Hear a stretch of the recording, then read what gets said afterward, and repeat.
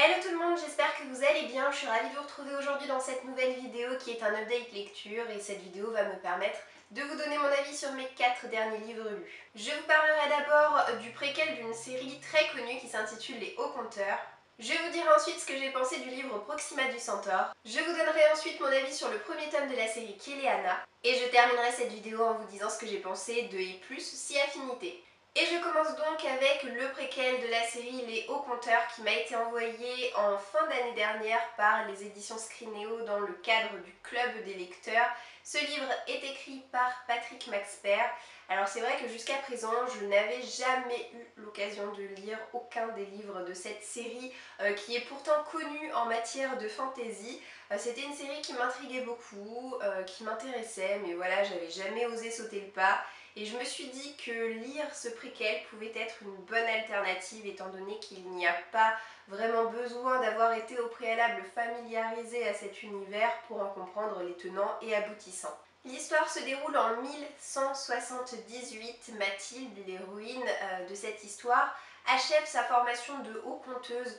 Donc être haut conteur, en fait, ça consiste à porter un habit pourpre et à raconter des histoires aux gens en échange du gîte et du couvert, et c'est une espèce de pouvoir qu'ils possèdent, les hauts conteurs, parce qu'ils possèdent une certaine intonation, un certain timbre de voix qui retient immédiatement l'attention des personnes qui sont aux alentours. L'ordre des hauts compteurs, c'est un ordre qui est très connu, mais tout n'y est pas forcément beau ni rose, puisque deux hauts compteurs viennent de se faire assassiner par un troisième, qui est à la recherche des pages d'un livre qui ont été disséminées dans tout le pays. Ce livre s'intitule Le Livre des Peurs, et Mathilde ainsi que son maître Corwin vont partir à la recherche de l'assassin et à la recherche des pages de ce livre, et leur quête va les mener jusqu'à Bagdad. Alors dit comme ça a l'air vraiment chouette, ça a l'air hyper prenant. Et certes, je me suis intéressée à l'univers des hauts conteurs parce que bon, des personnes qui racontent des histoires, en tant que lectrice, personnellement, ça me parle et ça m'intéresse. L'écriture elle-même n'est pas dénuée d'intérêt, je l'ai trouvée plutôt bien amenée et assez fluide. Malheureusement, et je pense que vous le sentez venir, je n'ai pas apprécié cette lecture, à laquelle j'ai mis la note de 2 sur 5. Le principal point qui m'a déplu sont vraiment les personnages. Alors c'est ceux qu'on suit dans la série de manière générale, mais là pour le coup ils sont beaucoup plus jeunes, puisque ça se passe des années et des années avant les événements qui se déroulent dans la série principale. J'ai pas du tout accroché avec les personnages, mais vraiment à aucun d'entre eux. Ils m'ont laissé complètement froide et distante. J'ai trouvé que leur personnalité n'était pas assez développée par l'auteur. Alors peut-être qu'on apprend davantage à s'attacher à eux et à s'intéresser à eux dans la série, mais alors dans ce préquel, peut-être que l'auteur a juste admis qu'on les connaissait déjà, je ne sais pas. Mais je ne suis absolument pas parvenue à m'attacher à aucun d'entre eux. L'intrigue n'est pas parvenue à sauver les meubles, je l'ai trouvée vraiment laborieuse, j'ai eu du mal à me rester accrochée à cette histoire qui m'a plutôt ennuyée, je dois dire. Je pense que mon ennui est vraiment résulté du fait que j'ai trouvé qu'il y avait peu d'action dans cette histoire et que les quelques passages un petit peu intéressants étaient somme toute assez prévisibles. Donc vous l'aurez compris, cette lecture ne m'aura pas garanti un souvenir impérissable. J'ai plutôt peiné à venir à bout de ce livre, j'étais vraiment pas fâchée de le terminer. C'est clair et net que ce préquel ne m'aura pas donné envie de me pencher davantage sur la série principale. Alors je passe à une lecture qui m'a davantage plu puisque je lui ai mis la note de 4 sur 5. Il s'agit de Proxima du Centaure, écrit par Claire Castillon, et ce livre m'a été envoyé par les attachés de presse du groupe Arrête de lire de la maison d'édition Flammarion. Alors ce livre est sorti en librairie début février et je dois dire que quand j'ai accepté de le recevoir, je l'ai accepté un petit peu à l'aveugle, c'est-à-dire que les attachés de presse sont vraiment restés motus et bouche cousue. Elles nous ont expliqué à travers leur page Facebook qu'elles ne souhaitaient pas trop nous en dire pour ne pas gâcher la surprise et le thème principal de ce livre. Et ce que je peux vous montrer maintenant lorsque j'ai débuté ma lecture, c'est que les attachés de presse ont rendu vraiment cet objet livre unique dans le sens où à l'intérieur des pages on trouve des petites cartes postales, on trouve des post-it, on trouve des petits flyers, des recettes de cuisine, vraiment voilà, des petits supports comme ça qui lui donnent une valeur ajoutée, et j'ai vraiment adoré ce soin de la mise en scène. Maintenant sachez que au-delà de tout l'emballage qui entoure cet objet livre, l'histoire vaut aussi le détour. J'ai vraiment adoré la plume de l'auteur, c'est-à-dire que j'ai commencé à le lire, j'ai lu la première page, et j'ai trouvé l'écriture tellement poétique, j'ai tellement apprécié la sonorité des mots que je me suis sentie obligée de relire cette première page, mais cette fois à voix haute. Et j'ai lu les 30 pages suivantes à voix haute également. Et lorsque je l'ai reprise le lendemain, j'ai lu le restant de cette histoire d'une traite parce que le livre est très court. Je ne l'ai pas terminé à haute voix, mais je garde quand même un excellent souvenir de ce passage lu à voix haute parce que, encore une fois, la plume de l'auteur est juste merveilleuse. Alors moi non plus je vous dirai pas de quoi parle cette histoire parce que c'est pareil. J'ai pas du tout envie de vous gâcher la surprise de la découverte si jamais vous souhaitez tenter l'expérience. Sachez en tout cas que lorsque j'ai découvert le thème, j'ai un peu fait la gueule parce que je me suis dit oh là là c'est pas vrai.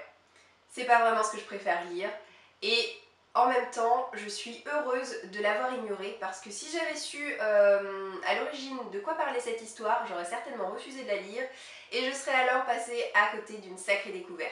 Au-delà du thème principal, l'auteur aborde avec justesse les thématiques des relations familiales, des relations parents-enfants, des relations frères et sœurs. Et pour terminer cet avis, je dirais juste que lorsque je suis arrivée à la fin du livre, je suis tombée sur ceci. Je ne sais pas si vous le verrez bien à la caméra. Hop là, je le fais coulisser.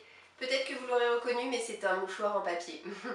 Donc j'ai terminé ma lecture lorsque j'étais au bureau et lorsque je suis tombée sur ce petit bout de sopalin. J'ai regardé ma collègue qui était assise à côté de moi et je lui ai dit oh là là, ça veut tout dire. Et du coup, je suis contente parce que je n'ai pas pleuré, peut-être parce que du coup je m'attendais un petit peu à ressentir un maelstrom d'émotions en terminant ce livre. J'ai pas pleuré mais j'étais vraiment très émue. J'ai trouvé que la fin n'était pas vraiment surprenante du coup, mais qu'elle était douce et amère à la fois et elle m'a vraiment fait quelque chose au cœur. J'ai laissé le sopalin à l'intérieur du livre pour la prochaine fois où je déciderai de le relire en me disant que peut-être à ce moment-là il servira et il aura son utilité. Donc en résumé, ça a été une très belle découverte pour moi. C'est un récit qui se lit vite, c'est un récit court, simple et compliqué à la fois. C'est une lecture qui est extrêmement déroutante et en tant que telle, sachez qu'elle ne plaira pas à tout le monde. Il y a quelques retours négatifs mais beaucoup plus de retours positifs. J'ai adoré en tout cas cette expérience qui a valu cette très bonne note à cette jolie lecture. Je me suis ensuite plongée dans le premier tome de la série Kéléana écrit par Sarah Gima, c'est sorti aux éditions La Martinière Jeunesse. Je pense que vous le savez certainement, La Martinière a arrêté d'éditer cette série après la sortie du tome 3 en français. Donc le reste est disponible en anglais mais ne l'est pas en français. En revanche, elle a repris la nouvelle série de Sarah Gimas, donc Un palais de roses et de ronces, quelque chose comme ça, qui rencontre un franc succès, mais cette première série a elle aussi rencontré un énorme succès, peut-être moins en France qu'à l'étranger, mais c'est en tout cas avec cette série que j'avais très envie de découvrir La Plume de Sarah Gimas. Et j'avais placé ce livre dans mon challenge de cette année 2018, dans la partie Les reliques de ma pile à lire. C'est un livre que je possède depuis des années, depuis 2014 je crois, et qui a résisté aux tris massifs et successifs qui se sont enchaînés dans ma bibliothèque. Tel un survivant, il a toujours été présent fidèle au poste, attendant que mon bon vouloir. C'est un beau 5 sur 5, c'est presque un coup de cœur, ça n'en est pas tout à fait un, mais j'ai en tout cas adoré cette histoire. Kéléana est une assassineuse, elle est toute jeune et pourtant elle a tué énormément de gens. Pour ses crimes, elle a été emprisonnée à vie. Et elle travaille dans des mines, elle travaille comme un forçat, elle est régulièrement fouettée, c'est une vie abominable qui l'attend. Mais un beau jour, elle va avoir la visite du prince qui va lui faire une étrange proposition. Il va lui proposer de devenir le champion du roi. Et c'est-à-dire, ça va consister à exécuter toutes ses basses besognes. Et si elle accepte de le faire pendant 4 années d'affilée, elle sera enfin libre, elle aura gagné sa liberté. Kéléana, en acceptant, va rapidement se rendre compte que c'est un peu trop beau pour être vrai et que pour devenir le champion du roi, elle va devoir concourir et remporter les épreuves d'un tournoi. Alors en débutant cette histoire, certes, j'avais déjà lu des chroniques et des avis sur ce livre, mais ça faisait très longtemps donc j'avais un petit peu oublié. Je ne savais pas du tout que l'amour et les relations sentimentales allaient vraiment être au cœur du récit. Ça m'a pas déçue, ça m'a un peu étonnée, mais ça m'a pas déçue pour autant. J'ai en tout cas adoré l'univers créé par Sarah Gimas. Ça reste un premier tome, ça reste un tome clairement introductif, donc pour le moment elle ne fait qu'affleurer son univers, mais ce qu'elle nous en dévoile, avec des petites touches de magie par-ci par-là, glissées vraiment avec parcimonie, j'ai tout adoré, du début à la fin.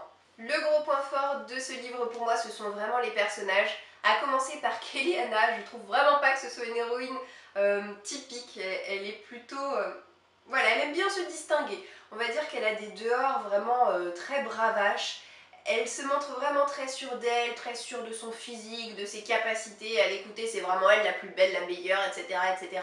Donc elle pourrait presque être arrogante, mais en réalité elle est plus amusante qu'arrogante. La seule petite chose qui m'a chagrinée chez elle, c'est clairement son cœur d'artichaut, c'est-à-dire que dans son entourage direct, il y a deux très beaux garçons, donc on a d'un côté Dorian le prince et de l'autre Kaol qui est le capitaine de la garde royale.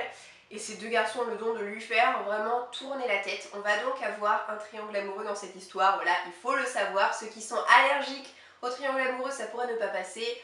Pour moi personnellement, je me prends pas la tête. S'il y a un triangle amoureux dans l'histoire que je lis, et ben écoutez, si c'est bien amené, si l'histoire me plaît, je m'en fiche. Maintenant, ce que j'ai découvert de Kelly Hanna m'a énormément plu. Je sens qu'il y a tout un pan de son passé qui est très mystérieux et l'auteur, à mon avis, n'a pas fini de me surprendre avec elle et je découvrirai vraiment tout ça avec plaisir par la suite. Comme j'ai pu vous le dire, c'est donc un tome assez introductif. Sachez aussi que l'action n'est pas présente tout le temps au rendez-vous. C'est un tome assez lent, les choses prennent le temps de s'installer. Et c'est un peu ce qui m'a frustrée et c'est, je vous cache pas, la raison qui m'a empêchée, entre guillemets, d'avoir un coup de cœur pour cette histoire. C'est-à-dire que le tournoi m'a un petit peu déçue en tant que tel. J'attendais vraiment de l'action, j'attendais que les épreuves soient décrites avec un soin un petit peu plus minutieux, qu'elles se distinguent par leur originalité et je dois dire que toute cette partie-là du récit est passée assez rapidement, sans trop de détails. Maintenant, qu'est-ce que vous voulez que je vous dise? J'ai trouvé ce livre absolument addictif. Encore une fois, les personnages sont assez incroyables dans leur genre, ils sont tous vraiment très très marquants, l'univers est juste dingue, donc oui, c'est un 5 sur 5. Et pour finir, j'ai lu un livre qui possède une très jolie couverture, en tout cas à mon goût. Il s'agit de Et plus si affinité, écrit par Sarah Barnard, et ce livre m'a gentiment été envoyé par les éditions Casterman.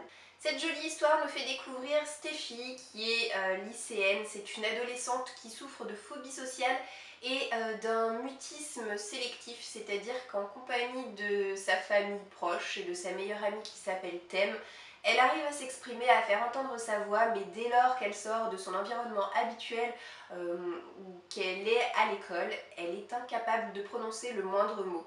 Ses parents, sa famille lui ont donc appris la langue des signes, histoire de communiquer davantage, mais c'est vrai qu'elle ne s'en sert jamais, jusqu'au jour où le proviseur de son lycée va lui faire rencontrer Rhys, qui est un nouvel élève de son établissement, qui pour sa part est sourd et communique exclusivement en langage des signes. Et comme Steffi est la seule de tout l'établissement à posséder les rudiments de cette langue, elle va donc devoir s'occuper de Rhys et le prendre en charge.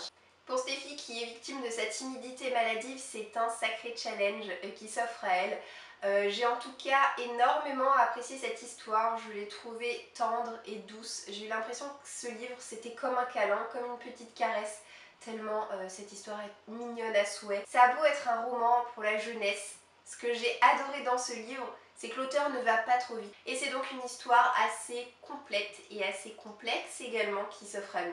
Même si elle évoque surtout le handicap, ce que j'ai apprécié chez Sarah Barnard, c'est qu'elle ne tombe jamais dans l'excès ni dans le mièvre.